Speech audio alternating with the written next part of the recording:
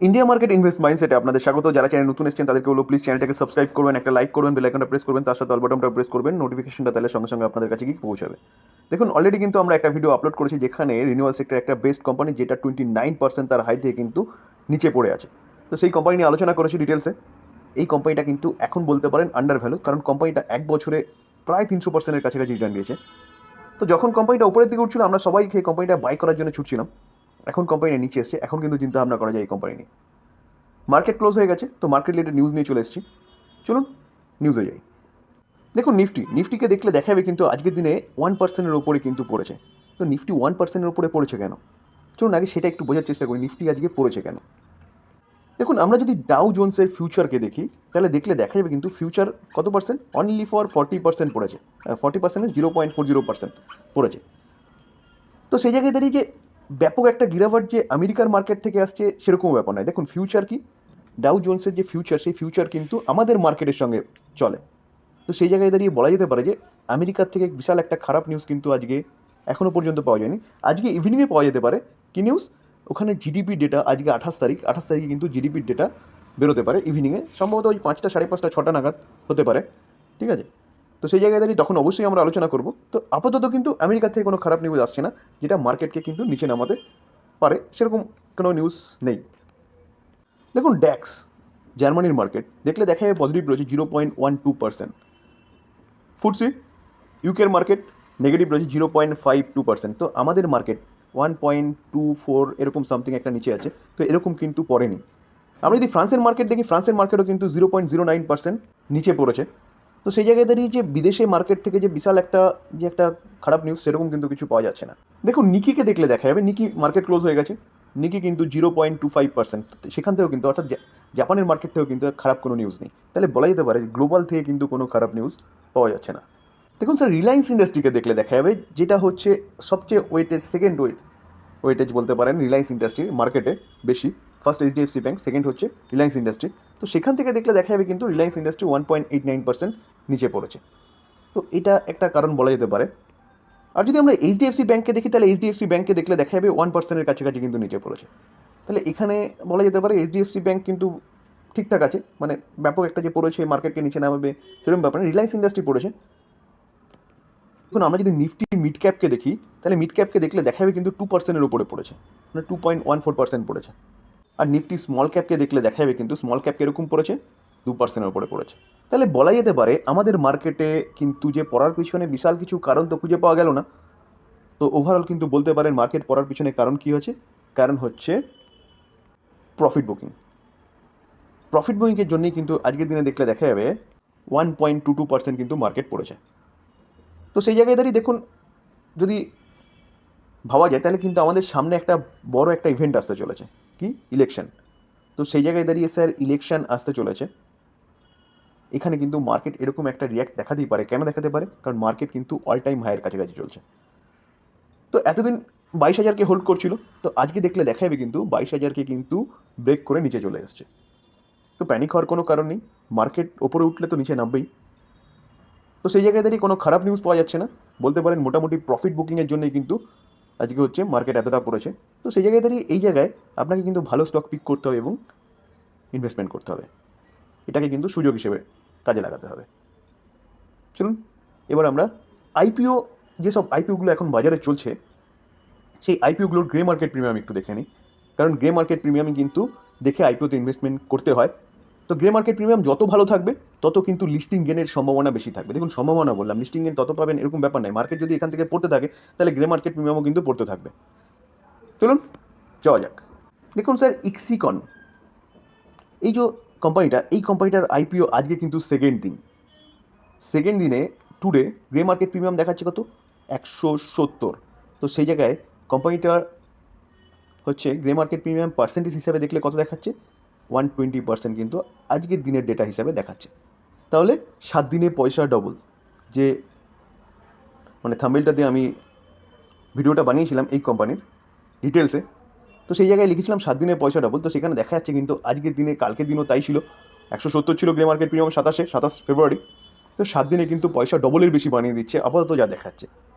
তো দেখা যাক, আজকে দ্বিতীয় দিন, কালকে লাস্ট বিট করতে পারবেন। তো সেই জায়গায় দাঁড়িয়ে যারা এখনও বিট করেনি তারা কিন্তু বিট করতে পারেন, কালকে লাস্ট ডেট।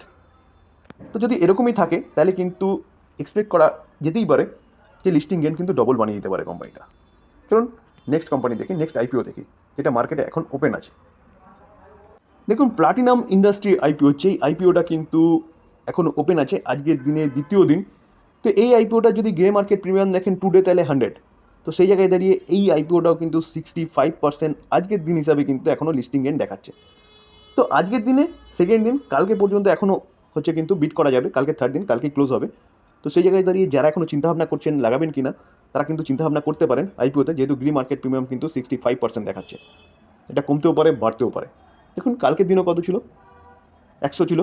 তার আগের দিন অর্থাৎ 26 তারিখ দেখলে দেখাবে কত, 80 ছিল। তো সেই জায়গায় দাঁড়িয়ে গ্রে মার্কেট প্রিমিয়াম বাড়ছে। তো সেই জায়গায় দাঁড়িয়ে কিন্তু চিন্তাভাবনা করতে পারেন, এখনও কিন্তু কাল পর্যন্ত সময় আছে এই কোম্পানিটা, প্লাটিনাম ইন্ডাস্ট্রির আইপিও। দেখুন মুক্কা প্রোটিন আইপিও, এই আইপিওটা কিন্তু এখনও মার্কেটে আসেনি, কালকে থেকে বিট শুরু হবে। তো সেই জায়গায় দাঁড়িয়ে স্যার গ্রে মার্কেট প্রিমিয়াম কত দেখাচ্ছে, 17 দেখাচ্ছে। এই কোম্পানির গ্রে মার্কেট প্রিমিয়াম 65% কিন্তু ওপরে দেখাচ্ছে। তো এই কোম্পানিও কিন্তু চিন্তাভাবনা করতে পারেন, যেহেতু গ্রে মার্কেট প্রিমিয়াম কিন্তু 65 দেখাচ্ছে, কালকে থেকে ওপেন হবে। আমি গতকাল ডিটেলসে ভিডিওটা বানিয়েছিলাম, যারা দেখেননি তারা কিন্তু দেখে নিতে পারেন, কবে ওপেন হবে, কবে ক্লোজ হবে, কবে অ্যালটমেন্ট পাবেন, কবে ডিমেট অ্যাকাউন্টে ঢুকবে, কবে অ্যালটমেন্ট যারা পাবেন না তাদের টাকা রিফান্ড হবে, ডিটেলসে আলোচনা করেছি। তো 27 তারিখেও কিন্তু গ্রে মার্কেট প্রিমিয়াম কত দেখাচ্ছিল, 17। তার আগের দিন দেখলে দেখা যাবে 26 তারিখ, 25 তারিখ 15 ছিল। তো গ্রে মার্কেট প্রিমিয়াম কিন্তু বাড়ছে। তো এই জায়গায় দাঁড়িয়ে যদি এরকমই গ্রে মার্কেট প্রিমিয়াম থাকে তাহলে কিন্তু লিস্টিং গেন 65% পাওয়া যেতে পারে। দেখুন বরুণ বেভারেজ, কোম্পানিটা কী কাজ করে, কোম্পানিটা কিন্তু পেপসির প্রোডাক্টগুলো বোটলিং করে, ম্যানুফ্যাকচারিং করে, ডিস্ট্রিবিউশনের কাজ করে। শুধু ভারতে নয়, ভারতের সাথে কিন্তু 8টা দেশে, Sri Lanka, Zambia, Mozambique, Nepal, south Africa নতুন অ্যাডিশন হয়েছে। তো এইভাবে দেখলে দেখা যাবে কিন্তু জিম্বাবুয়ে, তো এইভাবে দেখলে দেখা যাবে 8টা দেশে এই কোম্পানিটা বিজনেস করছে। কি অনলি ফর পেপসির যেসব প্রোডাক্টগুলো রয়েছে, তো ট্রপিকানা বলুন, স্টিং বলুন, পেপসি বলুন, স্লাইস বলুন, যতগুলো প্রোডাক্ট রয়েছে, তো সেই জায়গায় দাঁড়িয়ে কিন্তু কোম্পানিটা কন্টিনিউয়াসলি ভালো পারফরমেন্স করছে। দেখুন আজকের দিনে দেখলে দেখা যাবে কোম্পানিটা কিন্তু 4%-এর ওপরে পড়েছে। কেন এই কোম্পানি নিয়ে আলোচনা করছি, যদি আমরা 1 বছরের চার্ট দেখি, দেখুন 1 বছরের চার্ট দেখলে দেখা যাবে কোম্পানিটা 1 বছরে ডবল বানিয়ে দিয়েছে। আমরা যদি কোম্পানিটার 5 বছরের চার্ট দেখি, দেখুন 5 বছরে 1071% বানিয়ে দিয়েছে, যেখানে কিন্তু কোম্পানিটার চার্টে কোনো রকম বিশাল গিরাবাট দেখেছেন না। তাহলে কোম্পানির বিজনেসই এরকম, কোম্পানি কিন্তু কন্টিনিউয়াসলি আপসাইড মুভমেন্ট দেখাচ্ছে। কোম্পানিটা এই জায়গায় থাকতো না যদি না কোম্পানি বোনাস বা স্প্লিট দিত, কোম্পানিটার প্রাইস কিন্তু আরও বেশি হতো। তো এই জায়গায় থাকার কারণ হচ্ছে কোম্পানিটা কিন্তু বোনাস স্প্লিট দিয়েছে। তো আমরা যদি কোম্পানিটার 5 দিনের চার্ট দেখি, তাহলে 5 দিনে এখানে 4% দেখাচ্ছে, কিন্তু অরিজিনাল যদি আমরা তার হাই থেকে দেখি না, তাহলে হাই থেকে দেখলে দেখা যাবে কোম্পানিটা কিন্তু এখন তার 10% নিচে আছে। তো সেই জায়গায় দাঁড়িয়ে স্যার ভালো কোম্পানিতে যদি এরকম একটা গিরাবাট দেখা যায়, সেই কোম্পানিটা কিন্তু অবশ্যই লুফে নিতে হয়। দেখুন যদি ম্যাক্সিমাম চার্ট প্যাটার্ন দেখি, তাহলে ম্যাক্সিমাম চার্ট প্যাটার্ন দেখলে দেখা যাবে 2053% রিটার্ন বানিয়ে দিয়েছে, যেখানে এরও যদি ম্যাক্সিমাম চার্ট প্যাটার্ন দেখেন তাহলে স্মুথলি লেফট থেকে রাইটে পড়ে গেছে। যে কোভিডেও যে পড়েছিল সেই পড়াটা কিন্তু চোখে পড়ার মতন না। দেখুন কবে লিস্ট হয়েছিল, 2016-তে, 2016 থেকে 4 বছর 4 বছর, নভেম্বরে 4 বছর 4 বছর 8 বছর 7.5 বছর বলতে পারেন, কারণ এখন চলছে ফেব্রুয়ারি, নভেম্বর আসলে 8 বছর হবে। তো 7.5 বছরে কোম্পানিটা 20 গুণের উপরে কিন্তু রিটার্ন বানিয়ে দিয়েছে। তো ভালো কোম্পানি কমে পাওয়া যাচ্ছে মানে স্যার কিন্তু চিন্তাভাবনা করতে হবে। দেখুন বাই রেকমেন্ডেশন নেবেন না, আমি স্টাডি পারপাস আপনাদের সাথে আলোচনা করছি। দেখুন এশিয়ান পেন্ট, আজকের দিনেও দেখলে দেখা যাবে কিন্তু এশিয়ান পেন্ট কতটা পড়েছে, প্রায় 2.5%-এর কাছাকাছি কিন্তু পড়েছে। তো আমরা যদি 5 দিনের চার্ট দেখি, 5 দিনের চার্ট দেখলে দেখা যাবে কোম্পানিটা 5% ওপরে পড়েছে। আমরা যদি 1 মাসের চার্ট দেখি, দেখলে দেখা যাবে কোম্পানিটা কিন্তু কন্টিনিউয়াসলি 7-6% কন্টিনিউয়াসলি নিচে নামছে। তো কোম্পানিটার নিচে নামার পিছনে কারণ কি, কারণ গ্রাসিম তার বিড়লা ওপাস বলে একটা প্রোডাক্ট কিন্তু পেন্ট সেক্টরে নিয়ে এসছে, একটা না পেন্ট সেক্টরে এন্ট্রি করেছে।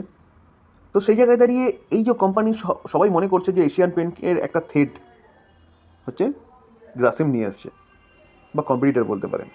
তো আমি ডিটেলসে আলোচনা করেছি যে এই কোম্পানিটা কীরকম কোম্পানি, কতদিন ধরে কাজ করছে, এর কম্পিটিটর কী। হ্যাঁ, তো যারা দেখেনি তারা কিন্তু প্লেলিস্ট থেকে দেখে নিতে পারেন এশিয়ান পেন্টে কী করবেন, কারণ কোম্পানির একটা কম্পিটিটর হিসেবে গ্রাসিমস কিন্তু এসছে, যার জন্য কিন্তু এই কোম্পানিটা 7% কিন্তু তার হাই থেকে পড়েছে যবে থেকে গ্রাসিমের নিউজ পাওয়া গেছে। তো স্যার এটাই বলবো যে ফান্ডামেন্টালি স্ট্রং কোম্পানি। আপনারা ডিটেলসে জানতে চাইলে কিন্তু সেই ভিডিওটা ফলো আপ করতে পারেন, আমি দরকার ডিসক্রিপশন বক্সে লিঙ্ক দিয়ে দেবো। ফান্ডামেন্টালি স্ট্রং কোম্পানি, এই কোম্পানি নিয়ে কিন্তু চোখ বন্ধ করে ভরসা করতে পারেন। দেখুন গ্রাসিম জাস্ট নতুন এসছে, তো সেই জায়গায় দাঁড়িয়ে এই কোম্পানিটা কত বছর ধরে ব্যবসা করছে এবং ভালো ব্যবসা করছে বলে কোম্পানিটা 1 নম্বর কোম্পানি এসছে। তো হুট করে এসে ফট করে এশিয়ান পেইন্টের মার্কেট খেয়ে নেবে এরকম কোনো ব্যাপার নেই কিন্তু স্যার। যদি খায় তাহলে তাকে অপেক্ষা করতে হবে, ঠিক আছে? কারণ এই কোম্পানিটার প্রোডাক্টের কিন্তু মার্কেটে একটা ডিমান্ড আছে। দেখুন কোচিন শিপইয়ার্ড লিমিটেড, এই কোম্পানিটা আজকের দিনে যদি আপনি চার্ট দেখেন তাহলে কোম্পানিটা কিন্তু গ্যাপ আপ ওপেনিং হয়েছে এবং ওপেনিং হওয়ার পরে কন্টিনিউয়াসলি ওপরে গেছে। তারপরে বলতে পারেন মার্কেটের প্রেশারের জন্য কন্টিনিউয়াসলি একটা প্রফিট বুকিং দেখা গেছে। তো কোম্পানিটা নিয়ে কিন্তু একটা ভালো নিউজ পাওয়া যাচ্ছে। চলুন আগে নিউজটাকে দেখে নিই। তো মার্কেট খোলার সঙ্গে সঙ্গে কোম্পানিটা 6%-এর কাছাকাছি কিন্তু ওপরে গেছে। কেন গেছে? কারণ কোম্পানিটা কিন্তু কী করছে দেখুন, যে hydrogen fuel cell ferry, first কথাটা মাথায় রাখবেন, first hydrogen fuel cell ferry কিন্তু হচ্ছে নিয়ে এসছে মার্কেটে। দেখুন আজকের দিনে কিন্তু first hydrogen fuel cell ferry which will be inaugurated today prime minister Narendra Modi. তো ফার্স্ট হাইড্রোজেন ফিউল দিয়ে তৈরি করা ফেরি কিন্তু ইনোগ্রেটেড করেছে কে? Prime minister Narendra Modi. তো এটা কিন্তু আরেকটা রেভলিউশন বলতে পারেন যে কোচিন শিপইয়ার্ডের জন্যে। তার জন্যে কিন্তু আজকে মার্কেট সেলিব্রেট করছিল, কিন্তু অবশেষে মার্কেটের প্রেশারের জন্য প্রফিট বুকিং কিন্তু দেখা গেছে। দেখুন আমরা যদি কোম্পানিটা রিটার্ন দেখি তাহলে দেখলে দেখা যাবে কিন্তু 6 মাসে কীরকম রিটার্ন দিয়েছে। 6 মাসে কোম্পানিটা 100% রিটার্ন দিয়েছে, অর্থাৎ 6 মাসে কিন্তু ডবল বানিয়ে দিয়েছে। আমরা যদি 1 বছর রিটার্ন দেখি তাহলে 1 বছর রিটার্ন দেখলে দেখা যাবে কোম্পানিটা কিন্তু 267% রিটার্ন বানিয়ে দিয়েছে। কেন বানিয়ে দিয়েছে? কারণ গভর্নমেন্টের বিভিন্ন পদক্ষেপের জন্য। ডিফেন্স সেক্টরে কিন্তু গভর্নমেন্ট মেক ইন ইন্ডিয়া বা আত্মনির্ভর হতে চাইছে। আর নেভির জন্য কিন্তু সবচেয়ে কার্যকরী জিনিস হচ্ছে কোচিন শিপইয়ার্ড তৈরি করছে, যার জন্য কিন্তু একের পর এক অর্ডার পাচ্ছে এবং সেই হিসাবে কোম্পানি কাজ করছে, রকেটের মতন ওপরে ছুটছে। এই কোম্পানি নিয়ে কিন্তু আপনি চিন্তাভাবনা করতে পারেন। দেখুন টেক্সমোকো রেল অ্যান্ড ইঞ্জিনিয়ারিং লিমিটেড, কোম্পানিটা দেখলে দেখা যাবে কিন্তু আজকের দিনে 4% 4.5%-এর কাছাকাছি কিন্তু একটা লোয়ার সাইড মুভমেন্ট দেখিয়েছে। আমরা যদি 1 মাসের চার্ট দেখি 12% পড়েছে। ওকে, আমরা যদি 6 মাসের চার্ট দেখি 32% আপসাইড মুভমেন্ট দেখিয়েছে। আমরা যদি 1 বছরের চার্ট দেখি তাহলে 302% রিটার্ন দিয়েছে। অর্থাৎ কোম্পানিটা কিন্তু আপনাকে 4 গুণ টাকা বানিয়ে দিয়েছে। তো কোম্পানিটা নিয়ে এখন আলোচনা করছি কেন? কোম্পানি নিয়ে কিন্তু একটা ভালো নিউজ পাওয়া যাচ্ছে। চলুন সেটা নিউজটা দেখি। কী নিউজ পাওয়া যাচ্ছে? তার বোর্ড কিন্তু অ্যাপ্রুভ করেছে প্রপোজাল কি রাইজ কত 150 করোড়। তো বোর্ড 150 করোড় রাইজ করার জন্য প্রপোজাল অ্যাপ্রুভ করেছে থ্রু কিসের মাধ্যমে? Preferential issue of convertible warrant promoter group. তো এর জন্যে কিন্তু এটা বলা যেতে পারে যে কোম্পানি কেন মার্কেট থেকে ফান্ড রাইজের কথা ভাবছে, বিজনেসকে এক্সপ্যান্ড করার জন্য। তো বিজনেস এক্সপ্যান্ড মানে কোম্পানির জন্য কিন্তু ভালো নিউজ বলতে পারেন, কারণ বিজনেস এক্সপ্যান্ড করলে পরে কিন্তু কোম্পানির রেভিনিউ বাড়বে, প্রফিটেবিলিটি বাড়বে ভবিষ্যতে। হ্যাভেলস ইন্ডিয়া, দেখুন পড়তে থাকা মার্কেটে হ্যাভেলসকে দেখলে দেখা যাবে 4% আপসাইড মুভমেন্ট দেখিয়েছে। যেখানে নিফটি 1.22% পড়েছে, সেখানে কিন্তু হ্যাভেলস 4% আপসাইড মুভমেন্ট দেখিয়েছে। তো দেখানোর পিছনে কারণ, চলুন একটু কারণটা বা যে নিউজটা পাওয়া যাচ্ছে সেটা একটু দেখার চেষ্টা করি। আজকে যদি 52 উইক হাইয়ের কথা বলেন তাহলে বলা যেতে পারে যে গোল্ডম্যান সাচের কিন্তু রিপোর্ট, তারা এই কোম্পানিটার রেটিং যেটা দিয়েছে সেটা আপগ্রেড করছে বা বাই রেটিং দিয়েছে বলতে পারেন। তারা আগে কত টার্গেট দিয়েছিল? 1540, সেখান থেকে কিন্তু তারা টার্গেটটাকে বাড়িয়েছে 1660। তো 1660, তাহলে আপসাইড পোটেনশিয়াল বলছে কত? 17%। তো সেই জায়গায় দাঁড়িয়ে কিন্তু এটাই হচ্ছে কারণ আজকে হ্যাভেলসের এতটা ভালো আপসাইড মুভমেন্ট দেখানোর পিছনে। তো স্যার আবারও বলবো, দেখুন কোনো ব্রোকিং হাউস বাই রেটিং দিয়েছে, সেল রেটিং দিয়েছে, বাই রেটিং দিয়েছে বলে তড়িঘড়ি করে বাই করা বা সেল রেটিং দিয়েছে বলে তড়িঘড়ি করে বিক্রি করে দেওয়া, এটা করবেন না। এটা করলে কিন্তু বোকামো হবে। যদি আপনার মনে হয় যে এই জায়গা থেকে হ্যাভেলস আরও ভালো করতে পারে তাহলে আপনি বাই করুন, ওকে। যদি আপনার মনে হয় এই জায়গা থেকে পার্টিকুলারলি কোনো একটা কোম্পানি খারাপ করতে পারে, কোনো ব্রোকিং হাউস তাকে খারাপ রেটিং দিয়েছে, তাহলে গিয়ে সেল করুন, ওকে। শুধুমাত্র অনলি ফর কোনো ব্রোকিং হাউস বাই রেটিং বা সেল রেটিং দিয়েছে বলে বাই করবো বা সেল করবো সেই সব চিন্তাভাবনাগুলো ছেড়ে দিন। কারণ অনেক ক্ষেত্রে দেখা যায় বিভিন্ন ব্রোকিং হাউসের কিন্তু বিভিন্ন রকম ক্যালকুলেশন থাকে। একই কোম্পানির ওপর একটা ব্রোকিং হাউস বাই রেটিং দিচ্ছে, আরেকটা ব্রোকিং হাউস কিন্তু সেল রেটিং দেয়। তো সেই জায়গায় দাঁড়িয়ে তখন কী করবেন? তো এই জন্য সবসময় বলি যে আপনি কোম্পানির বিজনেস দেখুন এবং বিজনেস থেকে কিন্তু সেই বিজনেস যদি ভালো থাকে তাহলে হোল্ড করুন বা ওয়েট করুন। তো এই ছিল আলোচনা। যদি আলোচনাটা ভালো লাগে, যারা চ্যানেল নতুন এসেছেন তাদেরকে বলবো প্লিজ চ্যানেলটাকে সাবস্ক্রাইব করবেন, একটা লাইক করবেন, বেল আইকনটা প্রেস করবেন। থ্যাংক ইউ, ভালো থাকবেন।